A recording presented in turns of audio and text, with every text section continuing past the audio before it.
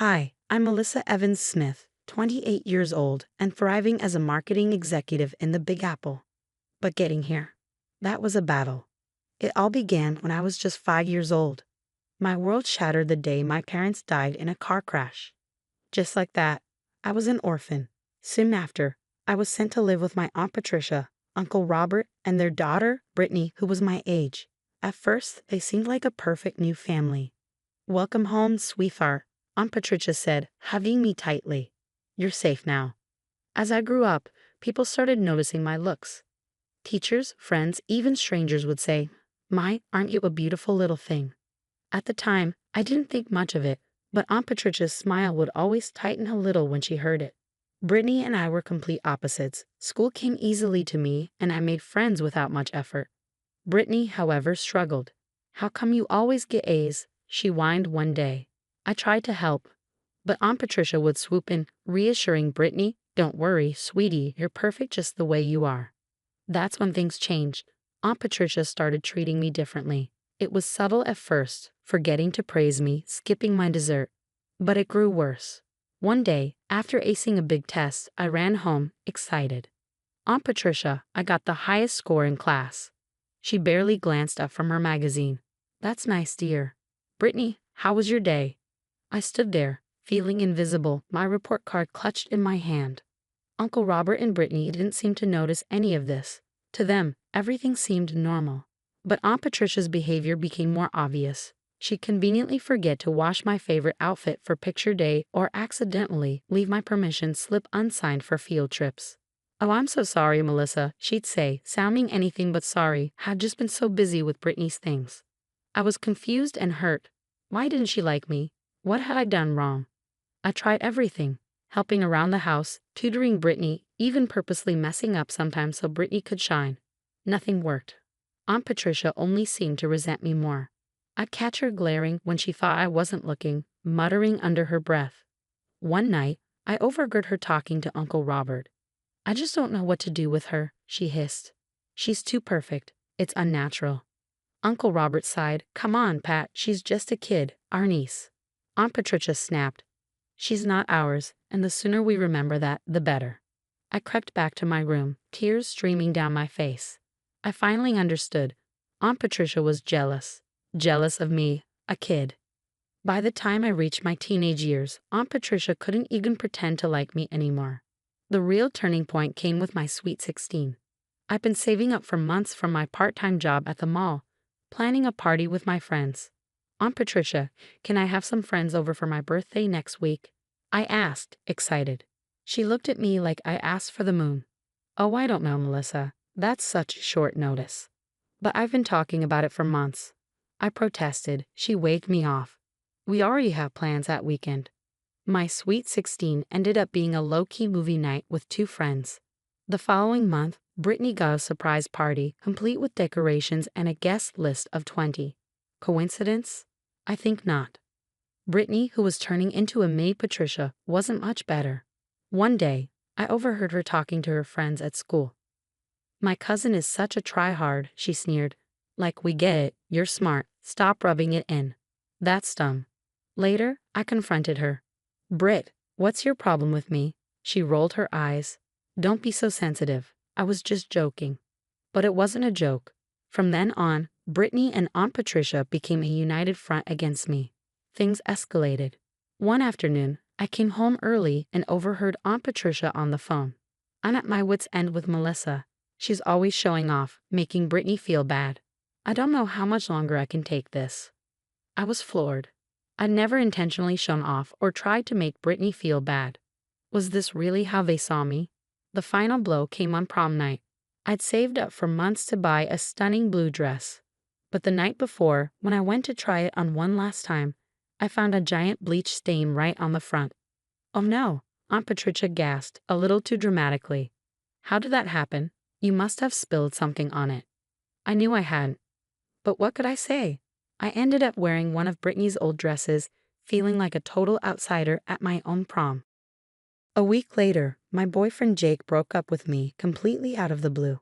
"I just can't be with someone who cheats on me," he said. "What? I never cheated on you." I protested, shocked. That's not what I heard, he continued. Your aunt told my mom you were seeing that guy from your math class. I was speechless. Aunt Patricia had lied to break us up. But the final straw came with my NYU application. I had worked so hard on it, triple checking every detail. But when I went to mail it, it was gone. Are you sure you filled it out? Aunt Patricia asked, feigning innocence.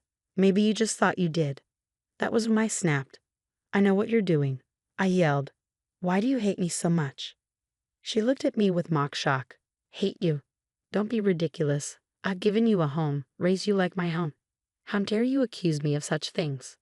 I turned to Uncle Robert, hoping for some backup, but he just shook his head. Now, Melissa, I'm sure you're just misunderstanding things. Your aunt loves you. But I knew the truth. From that moment on, I started keeping records, notes, recordings, photos, anything I could to prove that I wasn't crazy. It was clear, in that house, I was on my own. On graduation day, I stood at the podium, valedictorian sash across my chest, looking out at the crowd. Most of the faces were filled with pride, except Aunt Patricia's. She looked like she swallowed a lemon.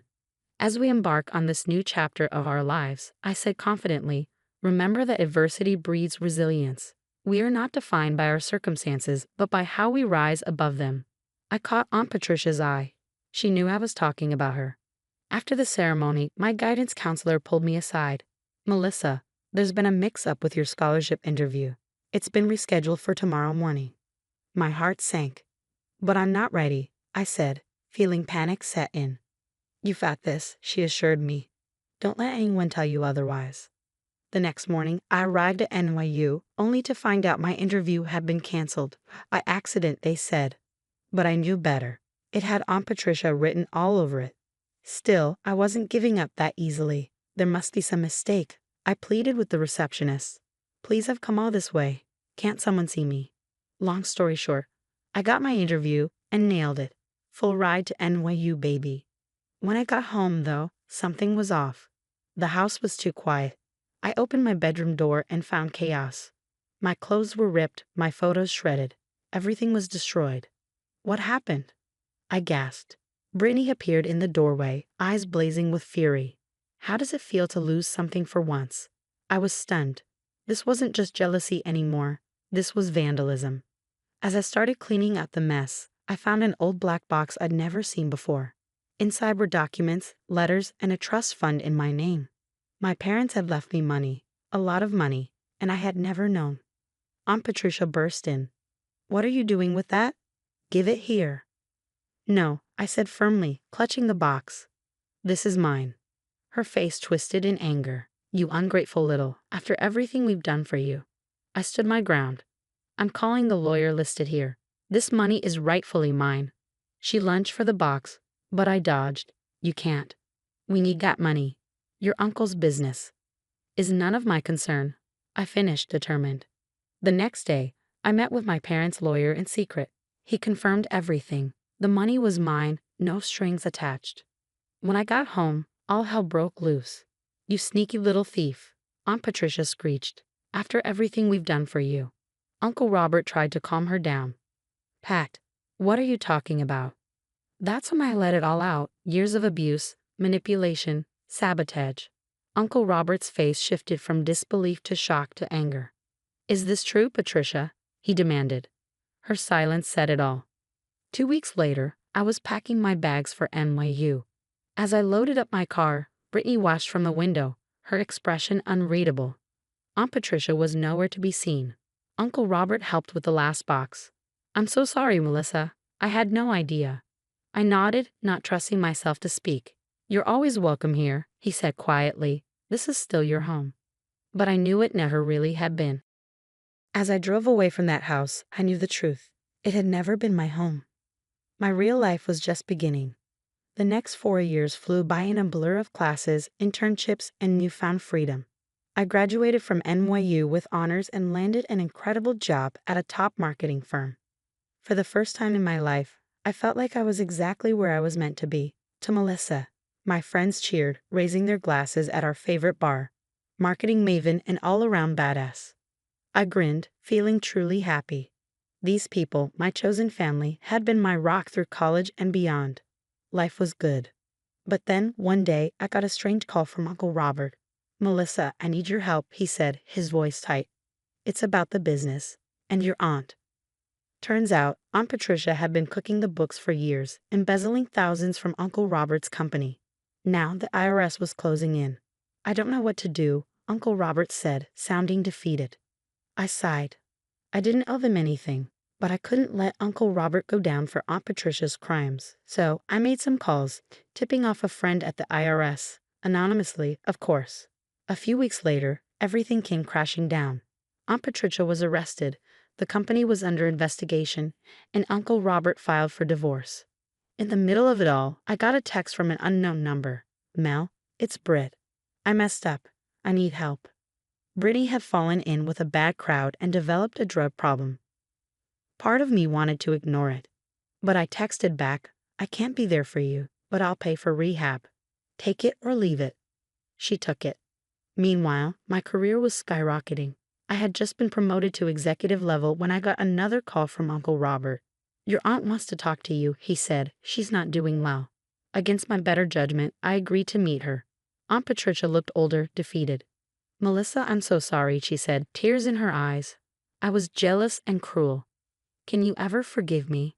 I took a deep breath. "No." Her face crumpled.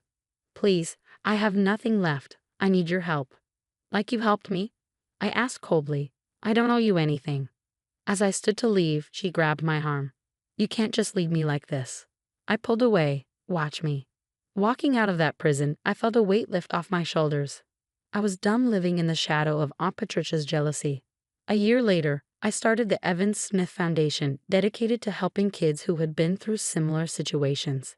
At our first fundraiser, I stood at the podium, looking out at a sea of faces. "We are not defined by what happens to us," I said, "but by how we rise above it. Together, we can turn pain into purpose." As applause filled the room, I smiled. This was my real legacy, not just surviving, but thriving and helping others do the same. So what would you have done in my shoes? Would you have forgiven Aunt Patricia or stood your ground like I did? I'd love to hear your thoughts on my story.